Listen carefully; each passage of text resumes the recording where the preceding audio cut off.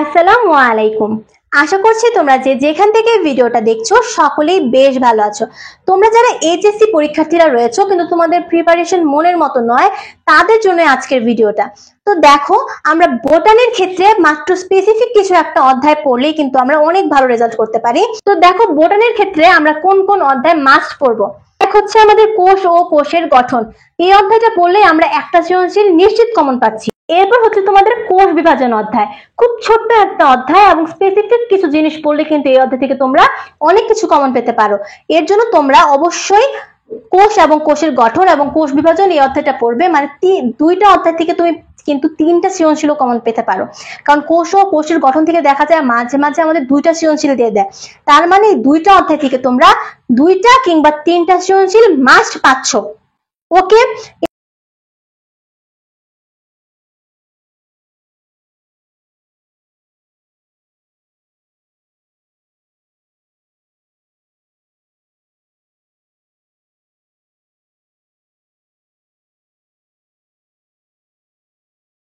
এরপর আমরা পড়বো জীব প্রযুক্তি।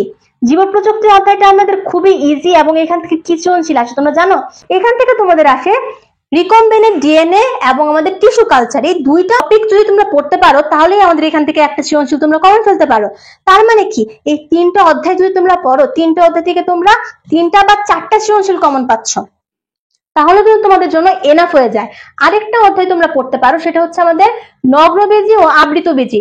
নগ্নবীজি এবং আবৃতবীজিরও কিছু স্পেসিফিক টপিক আছে যেটা তোমরা পড়লেই একটা সৃজনশীল কমন পেতে পারো।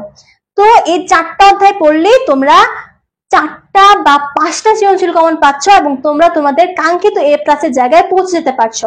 এবং তোমরা যদি আরো একটু সেফ থাকতে চাও তাহলে তোমরা অনুজীব অধ্যায়টা পড়তে পারো, যদিও এটা অনেকেই পছন্দ করে না। তো বাদ দাও এই অধ্যায়টা, তোমরা জাস্ট আমি যে অধ্যায়গুলো বললাম প্রথমে সেই অধ্যায়গুলো যদি পড়ো তাহলেই তোমরা খুব ভালো একটা নাম্বার গেইন করতে পারবে। তাহলে অবশ্যই তোমরা এই অধ্যায়গুলোই প্রথমে পড়বে। ওকে, এরপরে যদি তোমাদের কাছে সময় থাকে তখন তোমরা বাকি অধ্যায়গুলো পড়তে পারো। তো তোমাদের যাদের অবস্থা খুবই খারাপ তাহলে তোমরা অবশ্যই আমি তোমাদেরকে যে চারটা অধ্যায় বলেছি সেই চারটা অধ্যায় তোমরা পড়লেই তোমাদের জন্য হয়ে যাবে।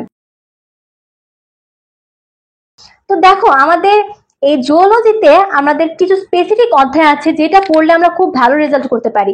যেমন প্রথমে রয়েছে আমাদের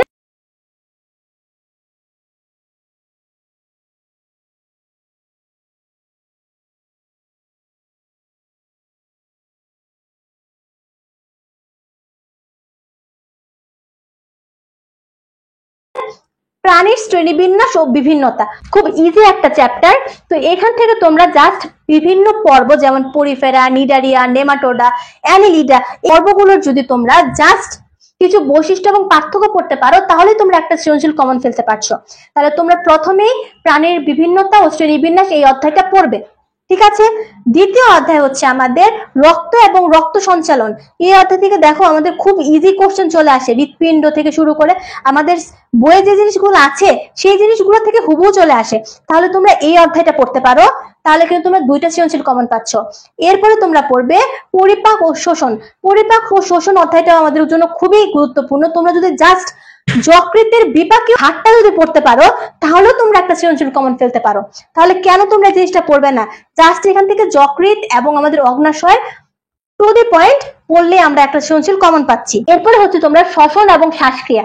শ্বসন এবং শ্বাসক্রিয়া অধ্যায়ের যেমন আমাদের অ্যালভিউলাস, তারপর আমাদের শ্বাস প্রশ্বাস ক্রিয়া, কার্বন ডাই অক্সাইড অক্সিজেনের যে ক্রিয়াটা রয়েছে বা শ্বাস প্রশ্বাসের যে টা রয়েছে সেটা যদি তোমরা পড়তে পারো তাহলেও আমাদের এনাফ। তার মানে দেখো আমাদের কি ছোট ছোট অধ্যায়, এখান থেকে যদি এই কয়েকটা টপিক পড়ি তাহলে আমাদের কিন্তু সবগুলো সৃজনশীল আমরা কমন ফেলতে পারছি। এরপরে হচ্ছে আমাদের তত্ত্ব এবং বিবর্তন।